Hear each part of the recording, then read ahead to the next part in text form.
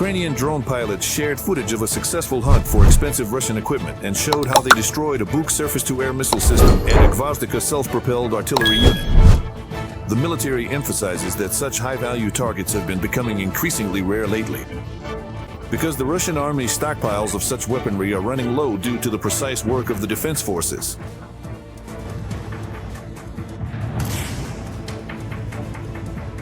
Something's coming. Faster, get out. Something's coming. Ukrainian artillerymen are now sharing how not to become a target for enemy drones themselves. When we're near the howitzer, you know yourself. When it goes boom, you can't hear anything. But the Russians can see and hear. They're the first to open fire. That's why the artillery crew fired a few shots near the front line in the Kharkiv region and quickly pulled back. But the soldiers say they never go out to their positions without cover. A mobile firing unit goes out as security. They protect us from drones, both attack and reconnaissance types, but mostly from attack drones. Besides the help from friendly units, each gun also has its own fire teams with shotguns.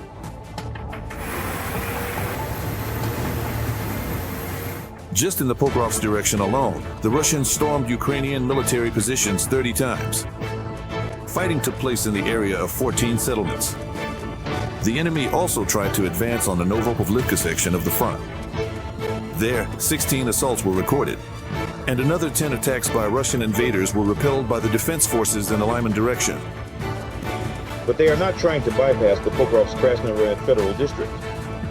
If we look at the map, we'll see that just a few months ago, in the spring, the enemy created a bulge between Pokrovsk and Kostiantynivka on the Pokrovsk-Kakhovka highway, which then continues further within the Svetlorovska region towards Pavlorad. And now, thanks to this bulge, they are creating a threat both for Kostiantynivka and for Pokrovsk. Compared to the east, where the enemy has thrown its main reserves, the southern section of the front is relatively quiet, say military experts, who interpret this as the Russian army's inability to form two groups capable of conducting a strategic offensive simultaneously. However, they note that the Ukrainian military command is keeping the threatening direction of the front under special control.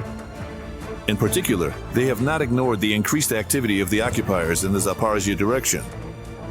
Right now, the Russians are preparing and carrying out preliminary measures for a possible offensive in the south. Well, naturally, our command doesn't forget that on the front line, it's not just Sumy region, not just Kupiansk, not just Lyman and Chasev Yar, but also the south. We don't forget about the south either. Since the commander-in-chief is inspecting this section of the front, it means it remains in the focus of our command, our general staff, as an important area of combat operations. Meanwhile, in the Sumy region, the Russians have started using Italnos drones, which they had previously abandoned. Military experts are convinced this is just another tool of terror, and these primitive drones won't have much impact on the situation on the battlefield. And the Russian occupiers use them for sheer numbers. The scaling up of these drones really does, in any case, distract both air defense forces and resources, and in any case, they carry charges. As we can see, it is Sumy region that has become the testing ground for this today. Today, the Russians are trying to use every possible tool of terror they can deploy against Ukraine. If we're talking about the fact that Sumy region is currently being hit by these kinds of strikes, then right now, as we speak, from many sites, from many territories and locations, drones like Garin, Shahid, Gerber, and decoy drones have already been launched. Since the start of the full-scale invasion, the Russian army has lost more than 1,052,000 personnel in Ukraine. According to the General Staff of the Armed Forces of Ukraine, just in the past day, the defense forces eliminated 890 Russian occupiers. They also managed to destroy one tank and one armored vehicle belonging to the invaders. In addition, Ukrainian defenders neutralized 30 artillery systems. In the past day, Ukrainian armed forces fighters shot down 100 Russian drones and destroyed more than 60 vehicles and fuel trucks. Serhiy Brachek is joining us, spokesperson for the Ukrainian Volunteer Army. Serhiy, hello. Glory to Ukraine. Glory to the heroes, glory to the defense forces. Greetings, colleagues. Serhiy, let's disco. Let's start today's discussion about the situation at the front with Russian drones, because not long ago the IT Almaz was spotted. This is the drone that the Russians had already tried to use before, but back then it seemed to be not effective or powerful enough. It was spotted again in the Sumy direction. So, how'd they upgrade it? Or are they just using it now, let's say, simply to boost their numbers? And let me clarify right away about these new drones. Not so long ago, Mr. Fedorov mentioned them, saying that the Russians have started implementing technologies that would make their UAVs, well, let's say, more reactive and accurate, or something like that. And this will make things more difficult for Ukraine's interceptor drones. What do you know at this stage about these technologies? How widely can they be used by Russia right now?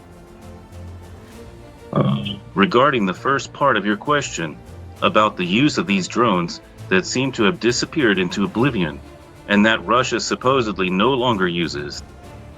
Today, it's clear that the Russian Federation is pulling out of its deep pockets not only its Russian passport, but also everything that can and does bring terror against the peaceful population of our country. And it's obvious that the IT Almaz, among others, is a project that didn't get further development, yet it's still flying. That's because, well, the design is unclear, it's pretty primitive, and let's say, the materials it's all made from, well, can't really have any significant impact, on certain aspects on the battlefield on the one hand. On the other hand, scaling up these drones really does, in any case, distract both the forces and resources of air defense, and in any case, they do carry explosives. As we can see, it's Sumy region that has become the testing ground for these drones today. So, this drone, which carries up to 25 kilograms of warhead, will, according to the Russians, hit somewhere anyway. And the main thing is the scaling up of these processes. Once again, today, the Russians are trying to use every possible tool of terror they can deploy against Ukraine. If we're talking about Sumy region being subjected to such strikes today, then at the very moment we're speaking, from many sites, from many territories and locations, Garants, Shahids, Gerbers, and decoy drones have already been launched. And, accordingly, today they will also attack our country. We see that there is a certain pause in the mass use of these drones. That's why they're also trying to use rocket-powered ones today. There are certain problems with components, in any case, for those drones that are commonly called rocket-powered on the one hand. On the other hand, I think that the use of rocket-powered drones is actually an attempt to preempt Ukraine in its future actions. Today, we are absolutely right to talk a lot about the fact that our engineers are working, and continue to work, on the development of interceptor drones, which are already appearing and will increasingly shoot down those very Garants, those very Shahids. Russia is trying to stay one step ahead, or at least half a step ahead. That's exactly why these rocket-powered drones have appeared. On the one hand, we haven't seen them used on a large scale yet. I think the Russians also want to experiment. How will Ukraine respond to these rocket-powered drones? How will the interception algorithm be set up so that we can respond accordingly, including with our own technical and combat capabilities? It's quite likely that these rocket-powered drones are being launched today for exactly that purpose. Very often, they're launched specifically in the south of our country. These are the exact locations. Most often, they come from Crimea. Again, the question of components. How ready are the Russians today to fully handle the production of these drones? I'm sure that Russian domestic capabilities are not 100%. It's China, and it's also components from Western European countries. And this is where the issue of sanctions control comes up. Because if these drones with jet engines have appeared, then obviously, there are leaks somewhere. There's a loophole that needs to be closed. The Russians can't do this on their own. Sergei, do you think we can call this the beginning of a new wave of tactics? You already mentioned that the Russians are most likely testing this kind of tactic using these drones. And do you connect this, let's say, innovation, if we can call it that, and the increased shelling of civilian infrastructure with the fact that Trump's deadline is getting closer? Well, It's quite likely that this is connected, on the one hand, with the statements made by the President of the United States. On the other hand, the Russians have long since drawn up, as they say, their own schedule of military operations and the achievements they need to reach on the battlefield. This calendar prioritizes, as you already mentioned, the Pokrovsk direction, that is, the Donetsk area. In fact, we're talking about a complete occupation, an attempt at the full occupation of Donetsk region by the Russian Federation. And it's obvious that today there are certain, let's say, setbacks. There is some tactical advancement. Unfortunately, almost every day, in certain areas, there is progress by Russian troops. Although in the Sumy region, the situation has changed. So, in the Pokrovsk direction, advances are happening, not only in Pokrovsk, but in Pavlivka. The Russians are in a hurry. As for Pokrovsk, I think they're already behind schedule in some respects. So today, they're using all the reserves they have and are rushing to start battles for the urban agglomeration. Starting battles in the city, accordingly, already gives, if not a definite advantage, then at least a foothold in the city. And these battles, will take place specifically within the city limits. Driving the enemy out of there is, well, still a bit harder than it is today. In any case, we see that the command of Ukraine's defense forces understands this situation, an extremely difficult, perhaps even nearly critical one, very well. We saw how, the day before, the commander-in-chief of the armed forces of Ukraine, General Sursky, was directly present among the combat units, including in the Zaporizhzhia direction. There too, the enemy is active. I think that movements are happening very often in the Novopavlivka and Pokrovsk directions, and decisions are being made there that, God willing, thanks to the defense forces, will at least change the situation a little, or at the very least, stop the enemy. The main thing that the defense forces have not allowed and are not allowing is the collapse of the front and the breakthrough of the front. This is the most important thing that needs to be done today. And the second task remains unchanged as well, to inflict maximum destruction on the enemy, to cause them heavy losses. And these are the two most important tasks today. It's a very difficult time, and the situation really is extremely tense, very much so.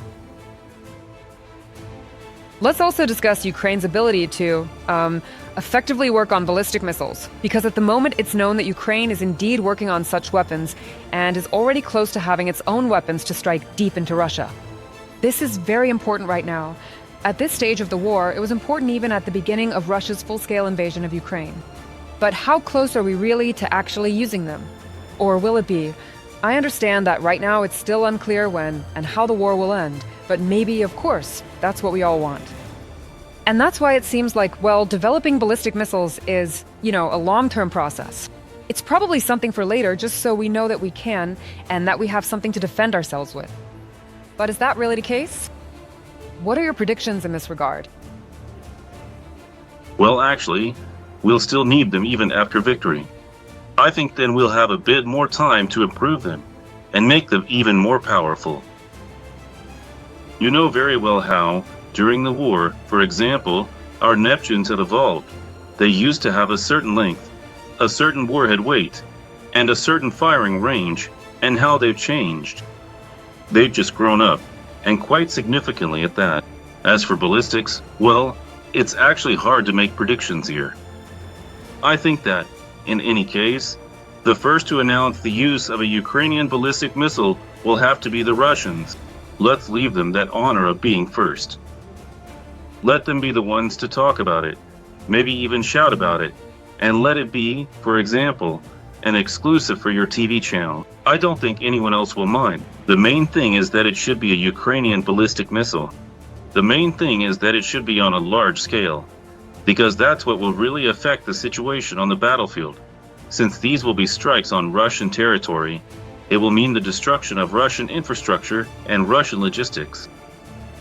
So, if our drones are already having such success on Russian territory today, well, I don't even want to imagine, so as not to get ahead of ourselves, what our missiles could do. But let's not rush things.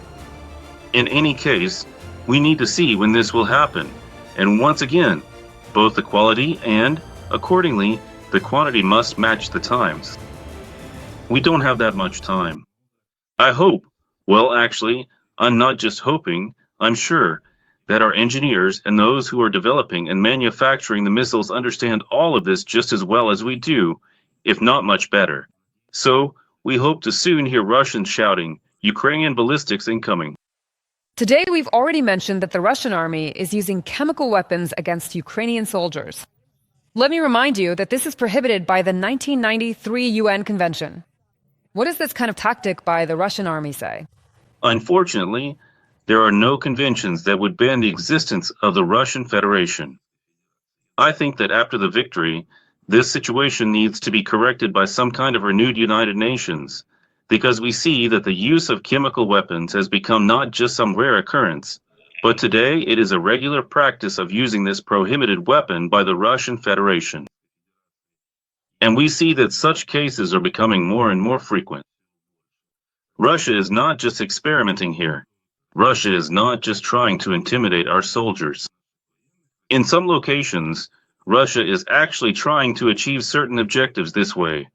First and foremost, to force our soldiers to abandon their positions, and also to exert psychological pressure on our guys, on our brothers in arms, who are stationed at various locations. And we can see that this has really become, well, a frontline weapon that's being used, and honestly, the Russians couldn't care less about Trump or all of Europe when it comes to using chemical agents. I think this is something that should also be reported immediately to the President of the United States. I think he is an emotional and responsible person, and at his mature age, he fully understands what the use of chemical weapons means. That's why I believe the response, including from the United States, will be immediate and very serious, just like that of the European Union. So, unfortunately, such incidents do occur. Well, what can you do about it? The only option is to destroy the Russian army. That's it. There's really no effective way to truly counter this extremely dangerous chemical weapon, is there at all? It's possible if we return again to Ukrainian ballistics.